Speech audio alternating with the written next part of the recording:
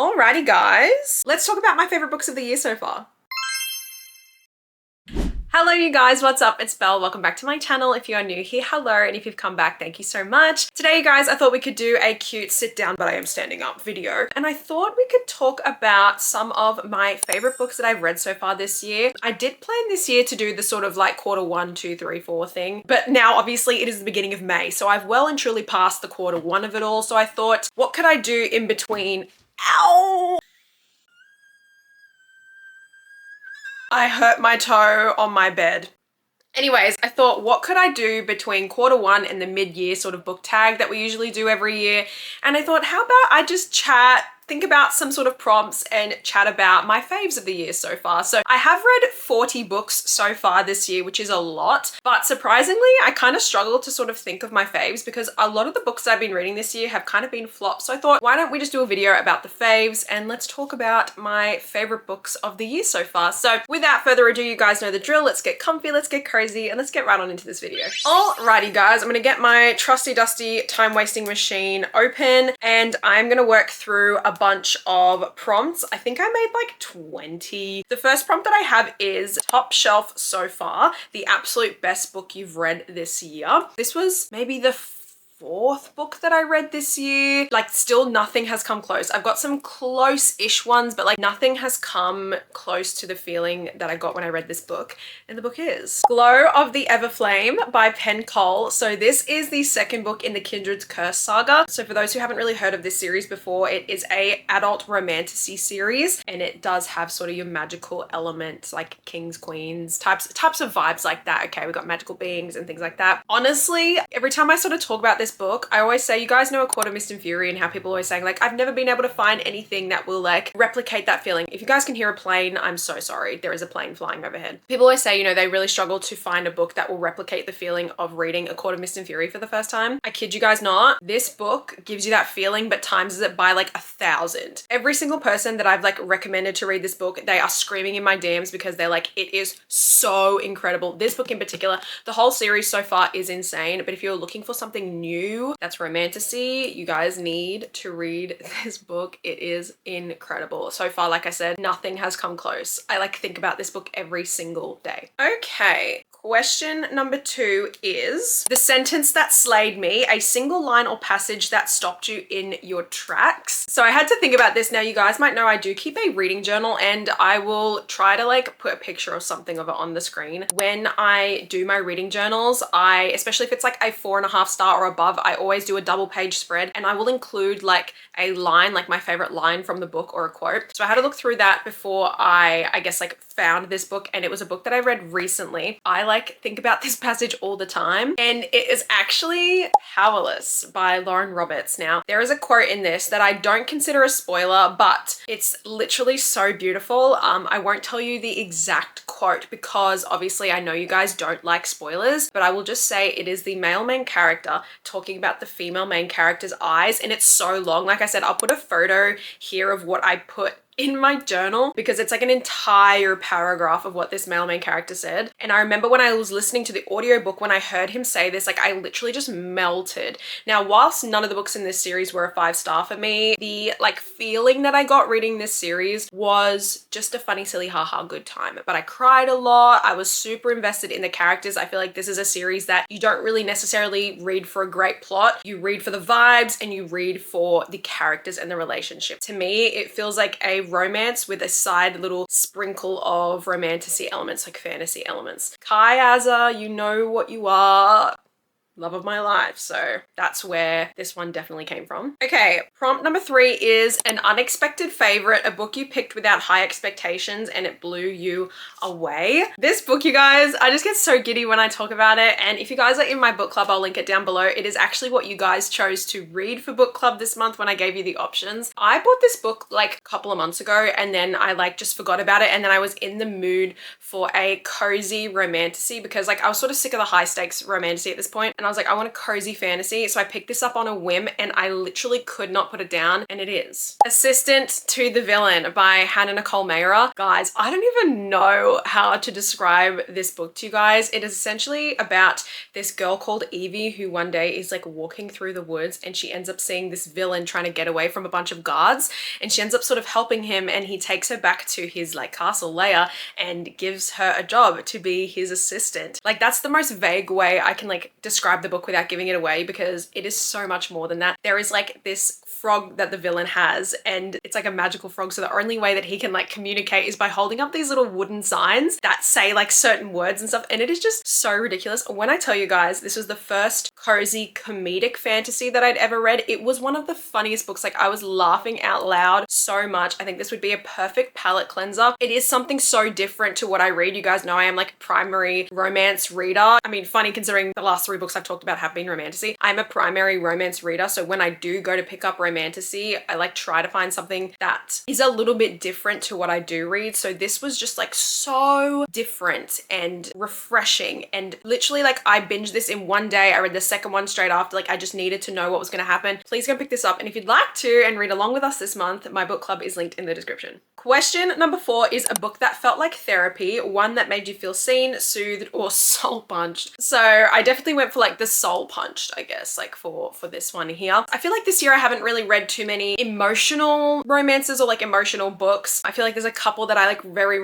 vaguely remember getting emotional about or like feeling seen with. So the one that I ended up choosing for this, like probably the most soul punching, gut wrenching like book that I read this year so far, is Keeping 13 by Chloe Walsh. So this is the second book in the Boys of Toman universe. I obviously can't tell you guys what is going on in this one because it's the second half of Johnny and Shannon's duet. Essentially, this is I'm gonna call it a dramatic romance series that does follow high school characters. However, it follows very adult and triggering subject matter and topics. I feel like when people talk about this series, they say it's a fun young adult like rugby romance, and it's just so much more than that. I feel like it's doing it a disservice, but it's also like not warning people that this can potentially be a very triggering series. So for those who don't know, because I think it should be known, this series has a very heavy plot surrounding domestic family violence and a bunch of other things as you sort of go through the series, but in particular these 2 books here. It's at the forefront of the narrative, right? So I just remember like reading this second book and I was like, yep, I was going through the motions, like it was whatever. And then I got to like, I think the halfway point onwards, and something happened that I just like can't believe how much I cried. I like understood what was going on so deeply from personal sort of things in my life. And yeah, it ruined my life. Like, I have told, like as soon as I finished this book, I told like 4 separate people about what happened in this book because I was so shook that I was like, I can't believe what happened. And when I talk about Boys of Toman, I say that like the plot's great, the romance is cute, but like really you read this again for the characters, because I finished the first 4 books in this series and I've like gone on with my life, but like a month or so later I think about especially Johnny and Shannon like all the time, just randomly out of the blue, and I did not think that I would. So this was my gut punch of the year so far. Okay, question number 5 is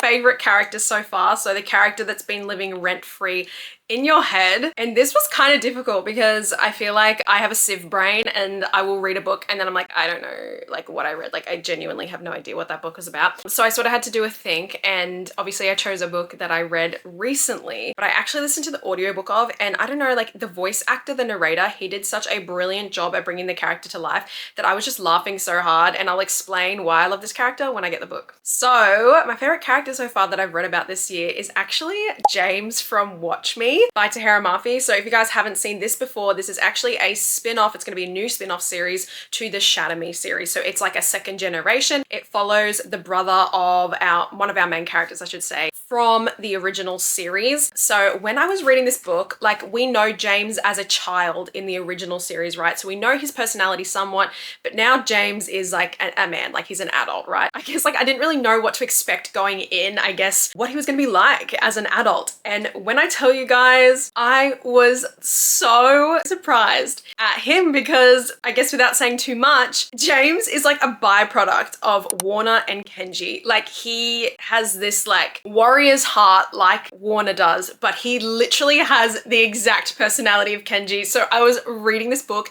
in absolute stitches. I was like walking, listening to the audiobook, and I was laughing so much. Like it was so crazy. So I can't recommend this enough. He made the whole book for me, and I will definitely be continuing the series, but I was just in stitches. He is so funny. Okay, prompt number 6 is Plot Twist Perfection, a book that shocked you in the best way. It's not my most recent read, it's my second most recent read, because if you guys saw my reading vlog that I just put up before this, I essentially like reread a bunch of my favorite books because I was in such a reading slump. However, I finished those books and I didn't want to read anything, because obviously when you reread your favorite books, like they're your favorite books for a reason. You don't want to move on. So I think it was kind of smart but also dumb, and I was like, I need a change of pace, I need a change of scene. So I said, okay, you know what I'm gonna do? I am going to read a thriller. Wait till I hold this book up, you guys, because it's my newest obsession. The book is called That's Not My Name by Megan Lally. I literally like need every single person on the face of the earth to read this book right now, because I feel like only a few people have,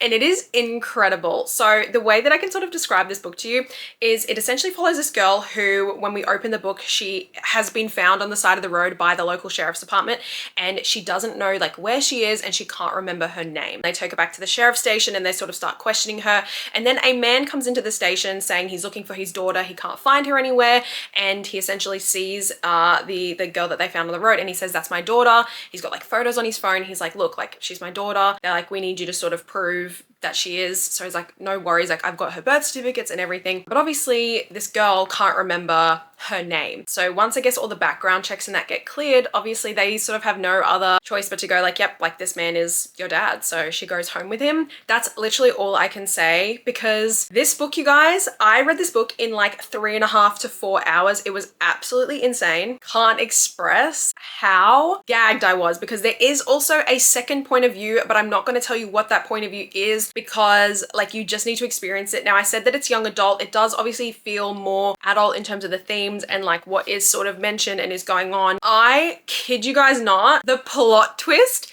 was crazy. Like I could not guess it from a mile away. Now, I don't know if that's because I haven't really, you know, read that many thrillers or whatever, but it was incredible. This is the first thriller that I've ever given 5 stars, okay? And I've read quite a few now, to be honest, but this is my first ever 5-star thriller, and I need you guys to read it so bad. Like literally the plot twist, tears down my face. It was crazy. Okay, next up we have Rereadable, a book you already want to experience again. And I already know, because actually yesterday I was looking through this book and I was like looking at my annotations and I was like, God, this would be such a good one to reread again. It's my only 5-star romance book that I've read this year, I believe. It is First Time Caller by BK Barrison. We sort of match, which is really cute. We got the pastel pinks going on. Like I said, this was my first 5-star romance of the year. I think it, like everything else that I'd given 5 stars, was sort of like romantasy, because it really takes me a lot now, because this is my primary genre. It really takes a lot for a romance book to get a 5-star from me, because it has to essentially be perfect. I have to have no notes. I have to like fully enjoy it and think about it so often. And I read this book as part of like a 24-hour reading challenge, and immediately I knew that it was going to be 5 stars, because even if I wasn't reading it during a challenge, I probably still would have like finished it like that. Like I could not put this book down. I kid you not. This is essentially like a Sleepless in Seattle type retelling, where you have a single mum and this guy who runs like a romance like radio show, and it's sort of flopping, but people sort of call up and they get relationship advice. One night her daughter ends up sort of ringing up the station and going, hey, like my mom's single and like we need to get her a date, like let's sort this out. And then Lucy sort of goes into her daughter's room. She's like, what are you doing on the phone? And she's like, oh, I'm talking to this like radio show, blah blah blah. She like snatches the phone off. She's like, stop talking to strangers. And then she Lucy ends up talking to Aiden on the phone, and that particular like episode, or like you know, night on radio ends up going viral because they have such a good banter and back and forth. They decide to actually bring Lucy onto the radio show to do a new segment where they help her find like a boyfriend or a date. It was like a perfect romance. Yes, it came out at Valentine's Day. This is like a perfect romance if you were like inside on a rainy day. That's how this book feels. It was so good. I was crying. It was swoon worthy. It was just perfect. Like it was a perfect 5-star book. The next question is atmosphere I'd move into, a setting or vibe so strong it felt like a place you could live in. Now this one is going to be absolutely no shock to anybody. I say this to my family all the time that like genuinely I would like one day pack up and move to either one of two locations. One, I would move into the city. Like I feel like I'm a city girl. I would just thrive there. Or completely other side of the scale, I would go and live in a small country town where nobody can bother me and I find hot cowboys and have a group of friends that we go drinking and line dancing and whatever. Like that is the two extremes, okay? And this is the extreme that I'm choosing. So I am going to pick Riding the High by Paisley Hope, which is the third book in the Silver Pine series. This is a small town cowboy romance series. If you have read Chestnut Springs or you're trying to like cure the hangover of finishing Rebel Blue, start reading this series. This is so well done. I actually think it's closer to something like Chestnut Springs in terms of quality, but it's very spicy. So keep that in mind. It's like a very spicy cowboy romance series, but like the friendship group, the girls that go dancing, and literally like on Mondays, there's like a dedicated day off. Nobody works on the Mondays because everyone knows that like Sunday is girls' night and everybody gets to go out and party and have fun,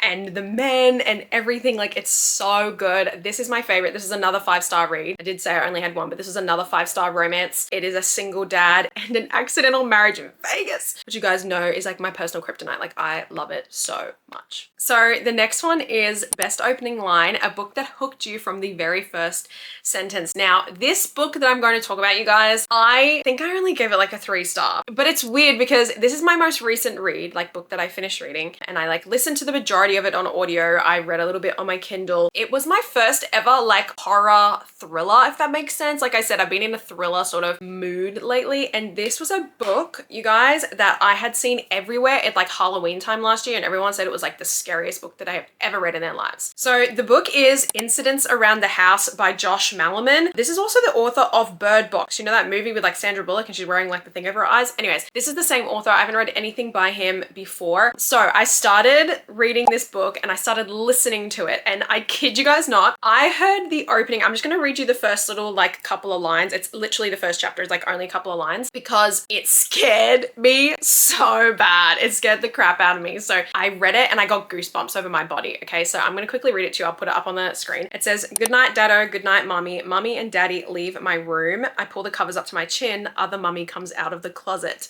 Hi, I say. I'm so excited to see you again." It is terrifying. Guys, I actually like highly recommend listening to the audiobook of this because it is narrated. One, the Kindle version has no quotation marks, so jail. But two, it is actually narrated by this female actress who does the most perfect childish adolescent voice, and it's really well done. So if you are like thriller horror vibes, like highly recommend listening to it. But when I was like driving in my car and I pressed play and she said that, like, "Other Mummy comes out of the closet," oh my god, I was like literally terrified. So it is essentially about like, it is like a creepy kid haunted house sort of vibe. So there is essentially like an entity that lives in Bella's closet. Her name's Bella. Been wanting to, I guess, start talking to Bella and like become friends with Bella, and she keeps asking Bella if she can go into her heart, which yeah, won't scare you guys too much, but it is like she's trying to possess her. So it is like a creepy book, and I was really loving it for the first like 50%, and then afterwards it was just like so whack and like flat. It was giving like solid 4-star read, and then I had to duck it to like a full 3-star. But scariest opening, best opening that I'd like read to a book so far this year. All right, next up I have my Roman Empire book, a book you keep thinking about weeks or not months later. Now again, I tried to not do double ups. There were so many of these things that I could have been like, oh yes, like this is my Roman Empire book. But there is like a particular moment in the book I'm about to pull out that like I just think about all the time. I was on my bed convulsing, like crying so hard reading it. I'm just gonna get the book. The book is Heat of the Everflame, which is book 3 in the Kindred's Curse saga. This book is humongous. I originally read this on my Kindle and it's over 1,000 pages. It's the biggest book that I have ever read in my life, okay? Now, the reason this one in particular is my Roman Empire, even though I said Glow is my favorite, there is one point in this that happens around the midway mark that I think about all the time. And whenever I like go into my annotations and start looking at it, like I literally burst into tears. It was so crazy. Like something was happening that I was like, no, this is not gonna happen. Like whatever, like they're tricking us. And then like it just kept going. And I was like, stop! Like, it was so crazy, and I was crying so hard. You know when you're like heaving? Like, that's how I felt reading this book, so I think about it all the time, hence why it is a Roman Empire book. Alrighty, next up I have the book I won't shut up about, my current go-to rec for friends, followers, and strangers. So other than That's Not My Name, which I obviously spoke to you guys about, this one just came out of the blue, and I have literally gone and purchased so many special editions of it because I love it. The funny thing is, I didn't give this book 5 stars because it wasn't perfect, but I think about it all the time, and I like want people to read it so badly because it is so good. So let me grab it. It is The Rose Bargain by Sasha Payton Smith. I've seen some people say that this is like The Selection meets The Cruel Prince, but like take that out of your mind because I didn't like Cruel Prince, and that's just not true. This book is giving if Bridgerton had like a selection style competition, so where you're trying to win the prince's heart but make it like super high stakes and deadly, and add fae. That is what this book gives. So basically this follows Ivy Benton. She's just about to debut into society as per like the London seasons. However, as I said, you do have fae in here. So there is an immortal fae queen who, when a debutante does make their debut, they are actually given the opportunity to make a bargain with the queen. So I guess they sort of do it to help them on the marriage mart. So you could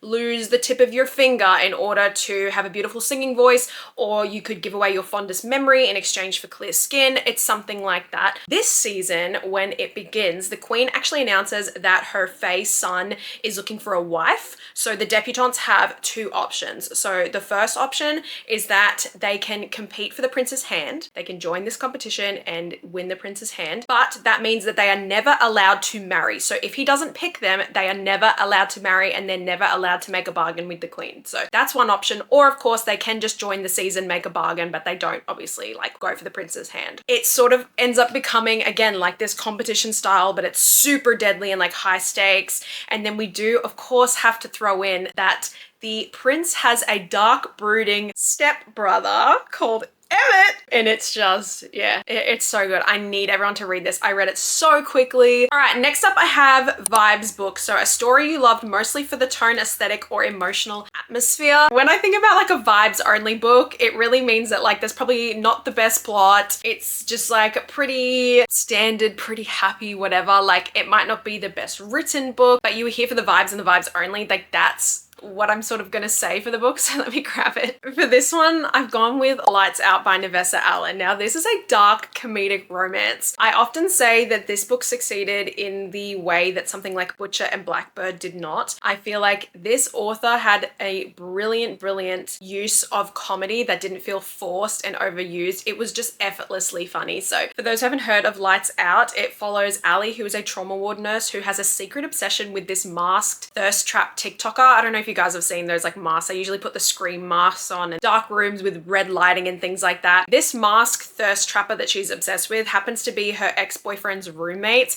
who is a hacker, and basically somehow he ends up finding out that she is like commenting on these videos and obsessed with her. So of course he starts stalking her, but guys, it's just so much more than that. Like I was saying, this book is the vibes and the vibes only. It is hilarious. The female main character, Ali, has a cat, and like when Josh meets the cat, he's like, that's my son now. Like that's our son. I didn't give birth to with the cat, but the cat is my son. Like it's so funny. It was so clever. Like I said, this is a book that's like for the vibes and the vibes only. All right, next up I have Cover Crush, your favorite cover from my recent reads. My favorite cover that's come out this year, there's been a few, and like I said, I tried not to double up, but then I remembered a book that I read on my Kindle, and it's by one of my favorite authors, and it is actually Phantom by H.D. Carlton. The alternate cover, look how beautiful this is, you guys. I'm gonna order this soon. I really want it. I do have all of H.D.'s books, but they're all starting to get trad pub, so I'm sort of waiting, but I'm sort of not. But I do want this cover because I just think it is so stunning. It is giving exactly what the book is, which is giving, I think it's that like 1960s, 1950s gangster style dark romance. This book was so good. I think about it so often. Now, this is an extension of the cat and mouse duet. So if you guys have read Haunting Adeline, you will know that the main character Adeline moves into her great-grandmother Gigi's house, right? And she finds a diary in the wall that belonged to her. This is Gigi and this is her story. So it's really cool to get to go back and sort of see that story unfold. And I just loved it. But the cover, guys, it's absolutely stunning. This is a great one. My brain. I said the book that feels like 2025. So one that defines this phase of life or like this year. Now, obviously we are only like, what is it? January, February, March, April, May. We're just starting the 5th month of the year. Honestly, you guys, like when I thought of this question, I was like, I want to talk about new releases, but I don't know if you guys have felt the same. So many new releases this year have been such a flop. Like, I don't know what it is, but I feel like it's a general consensus with a lot of people that I've been sort of watching their videos and their content that like the new releases are just not hitting. Last year we had some really great new releases, but this year just was not, right? There were so many books that were like so hyped that I was so excited for. So when I thought about this, I was like, okay, what is a new release that I think is going to define this year? And I really do think the only new release that I have almost given a 5-star that I just adored so much was Onyx Storm. Now I know that a lot of people sort of had mixed feelings on Onyx Storm. I loved it. I didn't give this a 5-star. I think I gave it a 4.75. It was very, very, very close, but it did sort of drag in the middle.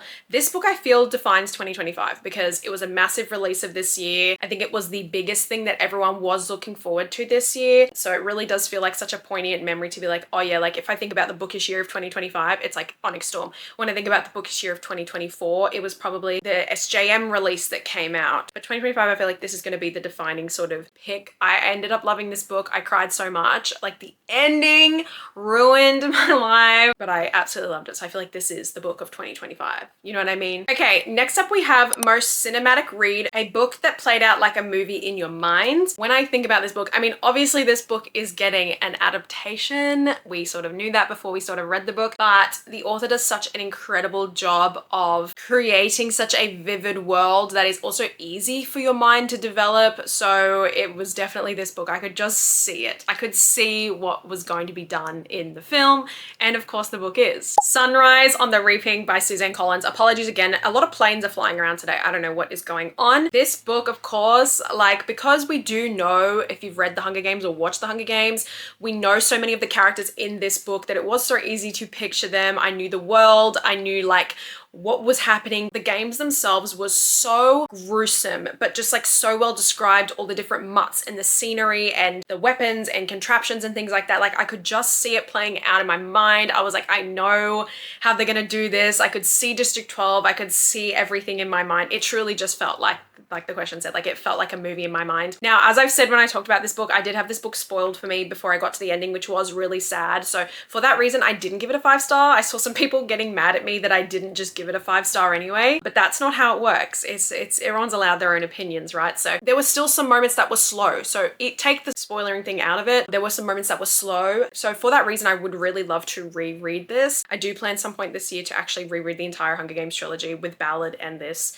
and just immerse myself and see if my rating changes. But I still just loved this and I cannot wait for the movie adaptation with the casting coming out. It's so exciting. Next up I have favorite friendship or relationship dynamic. So a duo or like group that you enjoyed. Now there's so many. I was also going to talk about Watch Me again and talk about how we saw a lot of the original characters from the main series come back. I love the dynamic of that group, but there's one sort of moment that I think about a lot, and it's with these two people that I love so much. My favorite little duo of the year so far is Johnny and Gibbsy, because there is like one scene in this that I think about all the time. Anytime the two of them are together, it is just pure chaos. They are two obviously best friends, rugby players, whatever. And there's a scene in this where both of them are like drunk. They're in the back of somebody's car and they are just carrying on like absolute pork chops, and it makes me laugh so much. Like I love how Gibbsy is just this absolutely outrageous and silly goofy guy, and sometimes Johnny will match him on that, but he also like pulls him in when he needs to, and sometimes, you know,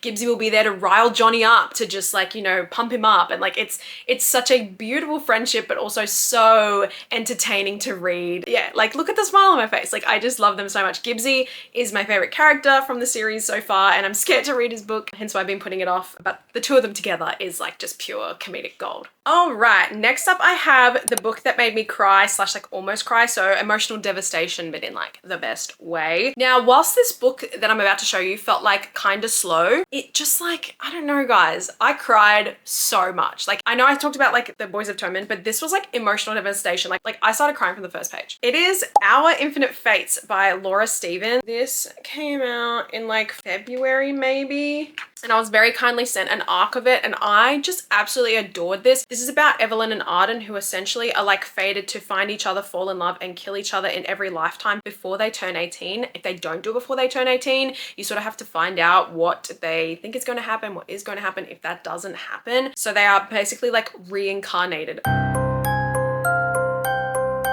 They are reincarnated in every life as like different people, but they just know who they are. So the whole book, you're trying to figure out why they have to do it before they turn 18, and I guess like how they ended up in this predicament. Guys, the ending, I was crying so hard. Like, it was just crazy. It was so good. I think it's so underrated. I need people to read this book because it was fantastic. Okay, then I have Quiet Brilliance, a slower or subtler book that impressed me deeply. This was a surprise because I'd read 2 of this author's books prior to this, and I didn't really get the hype. Like, I was sort of like, yeah, they're cute, they're solid, like 3.5, 4-star reads, but I had this one sitting on my shelf because I got it secondhand, and I was like, I have to read it. So I ended up picking it up, and I just found it so incredible, and it was Book Lovers by Emily Henry. Now, like I said, I had read Beach Read and I read People We Meet on Vacation prior to this, and I thought they were good. I think I gave them like 3.75 or like 4 stars. Like, they were just solid books. This book, you guys, I just had like such a beautiful time reading it.